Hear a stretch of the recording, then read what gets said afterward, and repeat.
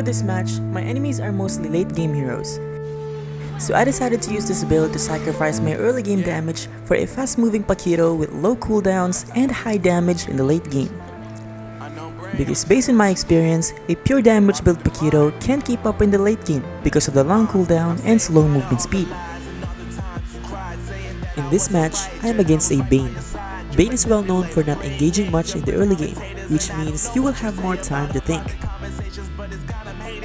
If you're against an enemy who doesn't fight head-on, use the opportunity to get the grab or rotate to other lanes.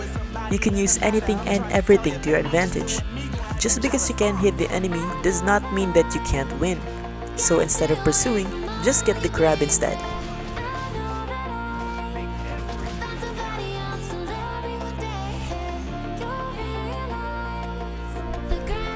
When fighting a Bane, it is important to keep your distance in order to avoid losing HP. Always remember that whoever goes back to base more often will be at a disadvantage. Again, always last hit the minions. Last hitting will get you 10 to 20 more gold depending on the lane.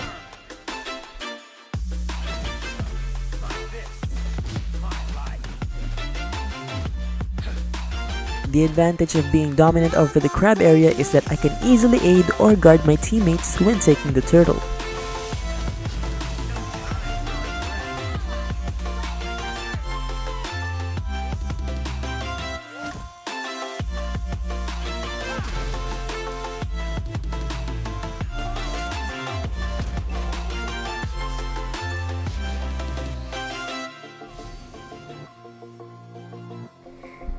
And now, let me show you the importance of fast cooldown skills.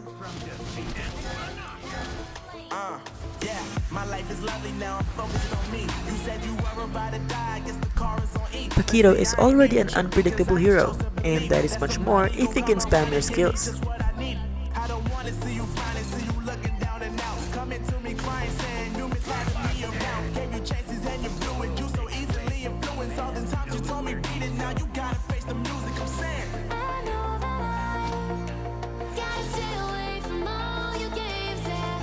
Another benefit of this build is that you will most likely be present for team fights near the XP lane because of your unmatched mobility.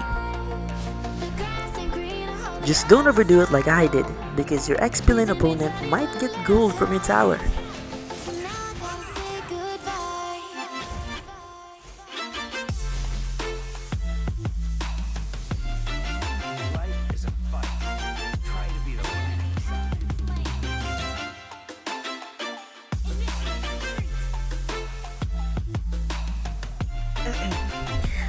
One disadvantage of this build is that when your XP laner opponent realizes that you don't have good damage, that is when you get pushed back. Just don't hit the enemy too much.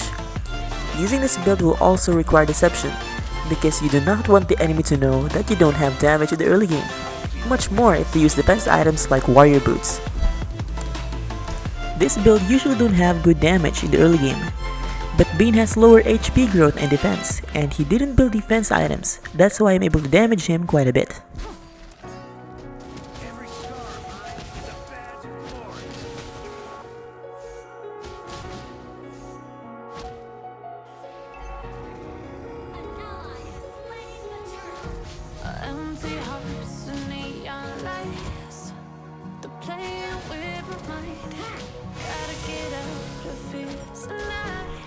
Always take every opportunity to push towers, because the weight of pushing a tower is much more than killing 5 enemies.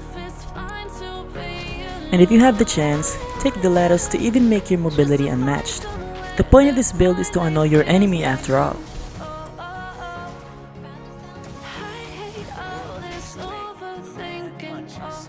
Don't be afraid to use your skills, even if you're just taking the grab, because it's much better to use it now than to wait before actually getting ganked. Don't get the wrong idea, you'll actually have a higher chance of survival if you use your skills more often, because if your skills are on cooldown, you will instinctively play safe, decreasing your chances of dying. I know my explanation seems weird to you all, but bear with me here. Once I make enough videos, you'll understand why using your skills more often is better than saving it.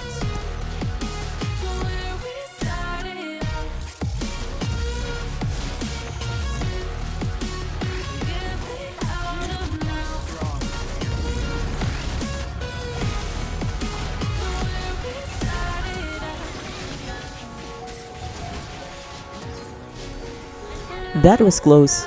Remember to never overestimate your abilities. Just because you can spam your shield does not mean that the enemy can't kill you within 2 seconds.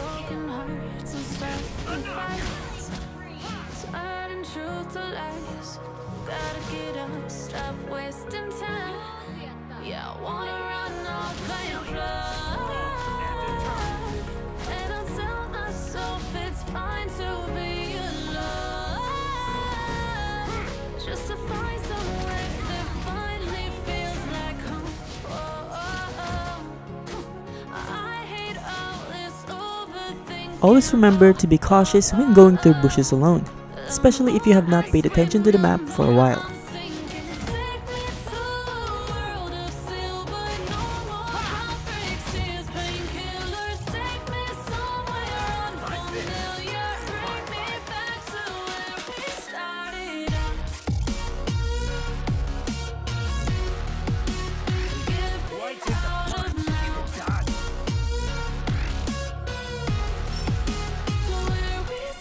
I got cocky here, so I'll get what I deserve.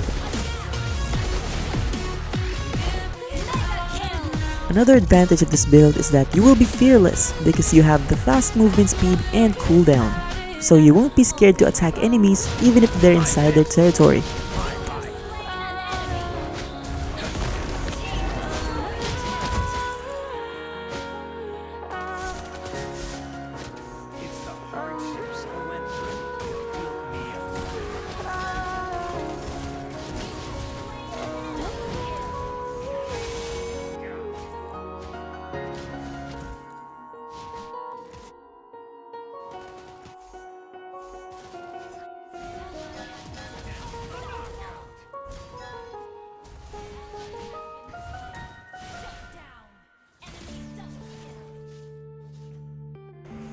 Your only focus on the late game should be playing safe, protecting your teammates, and waiting for the Lord.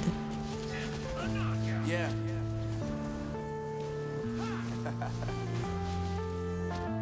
Unknown brain. We failed to end the game here. We got too hasty.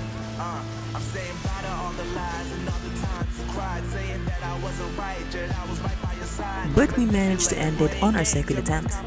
And that's about it for this match. If you're still not convinced about the effectivity of this build, I'll be making more videos explaining this in the future. And I'll see you guys in the next one. She's way out.